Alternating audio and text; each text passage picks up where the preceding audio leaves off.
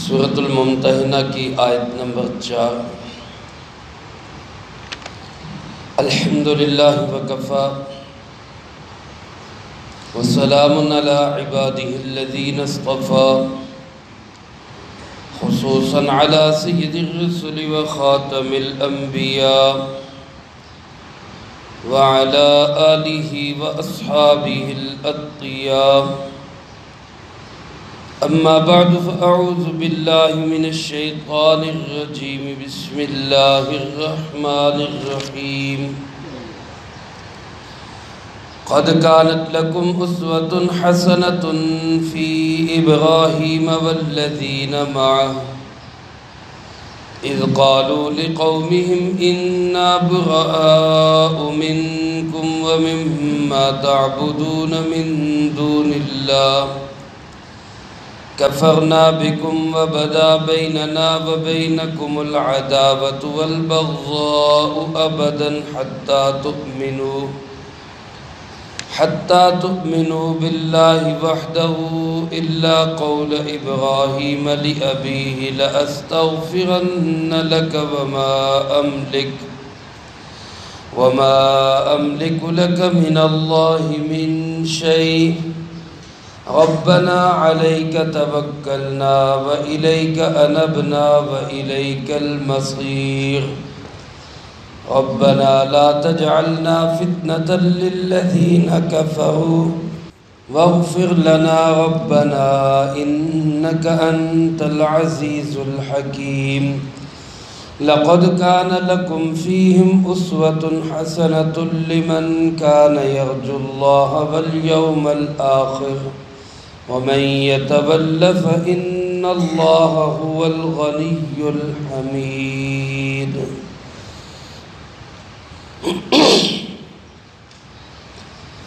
ان آیات مبارکہ میں اللہ رب العالمین نے حضرت سیدنا ابراہیم خلیل اللہ علیہ السلام کے اسوہ، نمونہ اور آئیڈیل کا ذکر کیا ہے۔ اس سے پہلے آیات مبارکہ میں اللہ پاک نے ایمان والوں کو اس بات سے منع کیا کہ وہ اللہ اور اس کے رسول صلی اللہ علیہ وسلم کے دشمنوں سے دوستی کریں، اس کو سخت ممنوع قرار دیا۔ ان آیات میں فرمایا کہ اس کے لیے تمہارے سامنے جو نمونہ ہے، جو آئیڈیل ہے، جو اسوہ ہے، وہ حضرت ابراہیم علیہ السلام کا ہے کہ انہوں نے کس طرح اللہ کے دشمنوں کے ساتھ اعلان لا تعلقی کیا، بلکہ نفرت کا اظہار کیا۔ صرف برات کا اعلان نہیں کیا کہ میرا ان سے کوئی تعلق نہیں، بلکہ اللہ کے دشمنوں سے اظہار نفرت کیا۔ چنانچہ اللہ پاک ارشاد فرماتے قد کانت لکم اسوۃ حسنہ، یقیناً تمہارے لیے بہترین نمونہ ہے، بہترین اسوہ ہے، ایک انتہائی اچھا آئیڈیل عمل ہے فی ابراہیم والذین معہ، حضرت سیدنا ابراہیم خلیل اللہ علی نبینا وعلیہ السلام میں اور ان لوگوں میں جو ان کے ساتھ ایمان لائے۔ حضرت ابراہیم علیہ السلام کا علاقہ عراق کا علاقہ ہے، موجودہ عراق جس کو بابل کہا جاتا تھا۔ وہاں حضرت سیدنا ابراہیم علیہ السلام پلے بڑے جوان ہوئے، اللہ پاک نے نبوت عطا کی۔ ان پہ ایمان لانے والوں میں ایک ان کی اہلیہ حضرت سارہ رضی اللہ تعالیٰ عنہ اور ایک ان کے بھتیجے حضرت سیدنا لوط علیہ السلام۔ یہ ایک مختصر سی جماعت تھی ایمان والوں کی۔ باقی اس کے علاوہ جتنے لوگ تھے، حضرت ابراہیم علیہ السلام کے والد، والدہ، گھر گھرانہ، گلی محلہ سے لے کر حکومت تک سب مشرک تھے اور سب دین کے مخالف تھے، سب اللہ کے دشمن تھے۔ تو اس دشمنی کے ماحول میں، اس گھٹا ٹوپ اندھیرے کے ماحول میں اس گناہوں اور خاص طور پہ شرک سے لت پت آلودہ معاشرے کے اندر حضرت ابراہیم علیہ السلام کا کردار کیا تھا؟ اذ قالوا لقومہم، کہ انہوں نے اپنی قوم سے کہا، ابراہیم علیہ السلام نے اور ان کے ساتھیوں نے اپنی قوم سے کہا، انا براء منکم ومما تعبدون من دون اللہ، ہمارا کوئی تعلق نہیں۔ یہ اعلان لا تعلقی ہے، اعلان براءت ہے۔ انا براء منکم، ہم بری ہیں تم سے، ہم بیزار ہیں تم سے، ہم الگ تھلگ ہیں تم سے، اور مما تعبدون من دون اللہ، جن کی تم عبادت کرتے ہو ان سے بھی۔ تمہارے ساتھ، تمہارے جھوٹے معبودوں کے ساتھ ہمارا کوئی تعلق نہیں، ہمارا کوئی لینا دینا نہیں۔ پورا ماحول و معاشرہ، پوری سوسائٹی، حکومت وقت تک وہ بتوں کے پجاری، اور یہ توحید والے، اللہ والے یہ اعلان کر رہے ہیں کہ ہمارا ان کے ساتھ کوئی تعلق نہیں۔ پھر صرف اعلان برات ہی نہیں بلکہ آگے فرمایا، کفرنا بکم، ہم تمہارا انکار کرتے ہیں۔ کفرنا کفر کا لفظ جس کا معنی انکار کرنا، تسلیم نہ کرنا، نہ ماننا، تو اعلان کیا کہ ہم تمہارے ان جھوٹے خداؤں کا انکار کرتے ہیں، ہم ان کو تسلیم نہیں کرتے۔ وَبَدَا بَيْنَنَا وَبَيْنَكُمُ الْعَدَاوَةُ وَالْبَغْضَاءُ أَبَدًا، اور ہمارے اور تمہارے درمیان دشمنی اور نفرت ہمیشہ ہمیشہ کے لیے پیدا ہو چکی ہے۔ یعنی صرف اعلان برات پہ اکتفا نہیں کیا بلکہ اظہار نفرت اور دشمنی کا اظہار کیا۔ کب تک دشمن ہو تم ہمارے؟ حتیٰ تؤمنوا باللہ وحدہ، یہاں تک کہ تم ایک اکیلے اللہ پہ ایمان لے آؤ۔ یہ توحید ہے میرے عزیز دوستو۔ اللہ کی توحید کے لیے، اللہ کو ایک ماننے کے لیے حضرات انبیاء علیہ السلام نے پورے معاشرے سے ٹکر لی۔ اس چیز کو نہیں دیکھا کہ لوگ کیا کہیں گے، بلکہ اللہ کی وحدانیت کو تسلیم کیا بھی اور کروایا بھی۔ فرمایا جب تک تم اس بات پہ ایمان نہیں لاتے کہ اللہ ایک ہے، اس کا کوئی ساجی اور شریک نہیں، ہمارا تمہارا صرف اعلان لا تعلقی نہیں بلکہ اعلان دشمنی۔ تم ہمارے دشمن، ہم تمہارے دشمن، تم ہم سے بیزار، ہم تم سے بیزار، تم ہم سے نفرت رکھتے ہو تو رکھو، نہیں رکھتے نہ رکھو، لیکن تمہارے شرک اور کفر کی وجہ سے ہم تم سے نفرت رکھیں۔ یہ حضرت سیدنا ابراہیم علیہ السلام کا اسوہ ہے، یہ نمونہ ہے، یہ آئیڈیل ہے۔ اللہ رب العالمین نے آج مجھے اور آپ کو قرآن کریم میں یہ بتایا کہ ہمارا شرک کرنے والوں کے ساتھ، اللہ کے دشمنوں کے ساتھ، کافروں کے ساتھ اس طرح کا تعلق ہونا چاہیے کہ صرف اعلان برات نہ ہو بلکہ اعلان نفرت ہو، بلکہ ان کے ساتھ بالکل قطع تعلقی ہو۔ گزشتہ آیات میں بھی عرض کر چکا ہوں کہ دلی محبت، دلی تعلق کسی کافر کے ساتھ مسلمان کا نہیں ہو سکتا۔ انسانی ہمدردی اور مدارات، معاملات یہ ہو سکتے ہیں، لیکن دل کے اندر محبت پیدا ہو جائے کافروں کی، یہ بڑی خطرناک چیز ہے، اس سے ہمیں بچنا چاہیے۔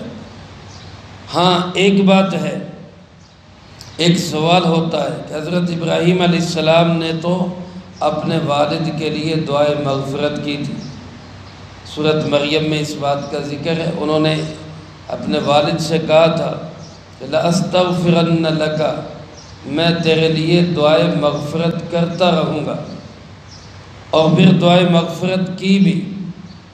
تو پھر اس سے تو معلوم ہوتا ہے کہ کافروں کے لیے دعائے مغفرت یہ بھی حضرت ابراہیم علیہ السلام کرتے تھے، تو پھر ان کے لیے دعائے مغفرت بھی کرنی چاہیے۔ اگر نمونہ ہے تو پھر تو نمونہ پورا ہونا چاہیے۔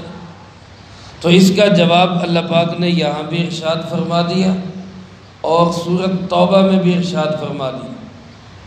یہاں کیا ارشاد فرمایا الا قول ابراہیم لأبیہ لأستغفرن لک وما املک لک من اللہ من شیء۔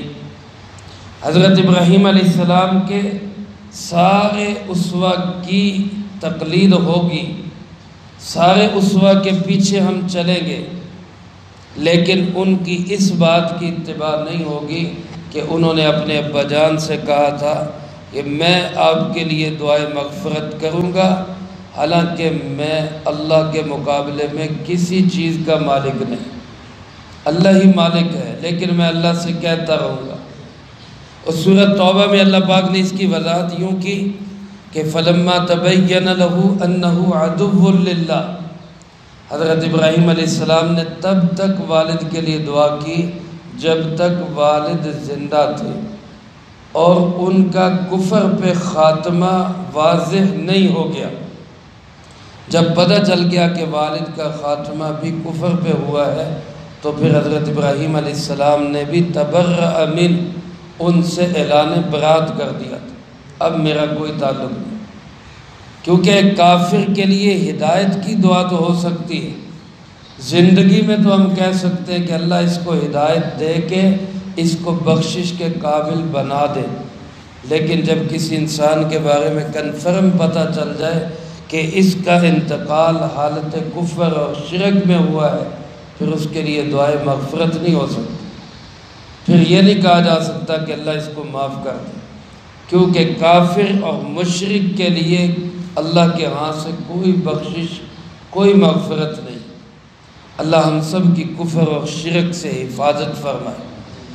یا اللہ پاک فرماتے کہ حضرت ابراہیم علیہ السلام نے بھی پہلے دعا کے لیے کہا کہ میں آپ کے لیے دعائے مغفرت کروں گا، لیکن جب پتہ چل گیا کہ ابا جان وہ حالت کفر کے اندر ہی دنیا سے گئے ہیں، تو پھر حضرت ابراہیم علیہ السلام نے ان کے لیے بھی دعا کرنا چھوڑ دی تھی۔ اللہ پاک فرماتے حضرت ابراہیم علیہ السلام کی دعائیں کیا تھی، آگے ان کی چند ایک دعائیں بتائیں۔ فرمایا ان کی دعائیں تو یہ ہوا کرتی تھی، ربنا علیک توکلنا، اے ہمارے پروردگار ہمارا بھروسہ آپ پہ ہے، اللہ پہ بھروسہ۔ سارے معاشرے سے ٹکر لینا، ساری حکومتوں سے ٹکر لینا، یہ انسان تب ہی کر سکتا ہے جب اس کا بھروسہ، اعتماد، توکل کس پہ ہو، اللہ کی ذات میں۔ ربنا علیک توکلنا وإلیک انبنا، اور اے اللہ ہم تیری طرف ہی متوجہ ہوتے ہیں، ہمارا رجوع بھی اللہ تیری طرف ہے، وإلیک المصیر، اور اللہ ہم نے لوٹ کے بھی تیرے پاس ہی آنا۔ حضرت ابراہیم علیہ السلام کی دعا کیا تھی؟ فرمایا ربنا لا تجعلنا فتنة للذین کفروا، اے اللہ تو ہمیں کافروں کے لیے تختہ مشق نہ بنا، آزمائش نہ بنا، ایسی صورتحال نہ پیدا ہو جائے کہ کافر ہمارے اوپر غالب آ جائیں اور کافر ہمیں ماریں اور ہمیں تختہ مشق بنائیں۔ اللہ تو ہمارے لیے ایسے حالات پیدا نہ کرنا۔ آج اس دعا کی بڑی سخت ضرورت ہے، ہم بھی اس دعا کو اپنا ورد زبان بنائیں۔ اللہ تو ہمیں کافروں کے لیے فتنہ یا تختہ مشق یا ہمیں جو ہے ان کے سامنے ایک تر نوالا نہ بنا کہ وہ ہمیں جیسے مرضی کھاتے رہیں۔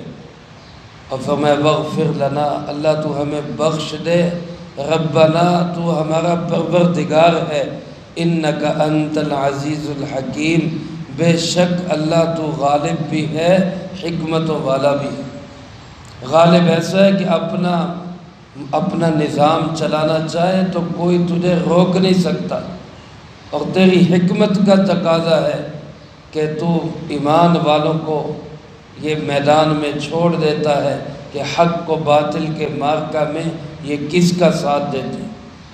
اللہ پاک کی حکمتیں ہیں، ورنہ اللہ تو چاہے تو سارے کافر کو مٹا دے، سارے کفر کے نظام کو مٹا دے، لیکن یہ حق و باطل کا معرکہ دنیا میں بپا ہے، تاکہ پتہ چلے کون حق کا ساتھ دیتا ہے کون باطل کا ساتھ دیتا ہے۔ آخر میں پھر فرمایا لقد کان لکم فیہم اسوۃ حسنہ، یقیناً پکی بات ہے تمہارے لیے بہترین نمونہ، بہترین آئیڈیل، اسوہ وہ ان حضرات میں، حضرت ابراہیم علیہ السلام اور ان مقدس ہستیوں میں۔ لیکن اس اسوہ اور نمونہ کو اپنائے گا کون؟ اس پہ عمل کون کرے گا؟ فرمایا لمن کان یرجو اللہ والیوم الآخر، جس کو اللہ کا ڈر ہوگا اور آخرت کا ڈر ہوگا۔ یرجو کے لفظ کے دو معنی، ایک معنی ڈر ہے، خوف، اللہ کا ڈر اور خوف ہو، اور آخرت کا ڈر اور خوف ہو، اور ایک معنی یرجو کا امیدوار ہونا۔ جو اللہ کا امیدوار ہے، جو آخرت کا امیدوار ہے، وہی شخص حضرت ابراہیم علیہ السلام کو اپنا مقتدا بنائے گا۔ ہماری جو شریعت ہے حضرت محمد صلی اللہ علیہ وسلم کی شریعت، یہ زیادہ تر حضرت ابراہیم علیہ السلام کی شریعت سے لی گئی، اس لیے اس کو ملت ابراہیمی کہا جاتا ہے۔ ہمارے درود ابراہیمی کے اندر بھی حضور نبی کریم صلی اللہ علیہ وسلم پہ صلاۃ و السلام کا ذکر اسی طرح ہے جس طرح حضرت ابراہیم علیہ السلام کے لیے۔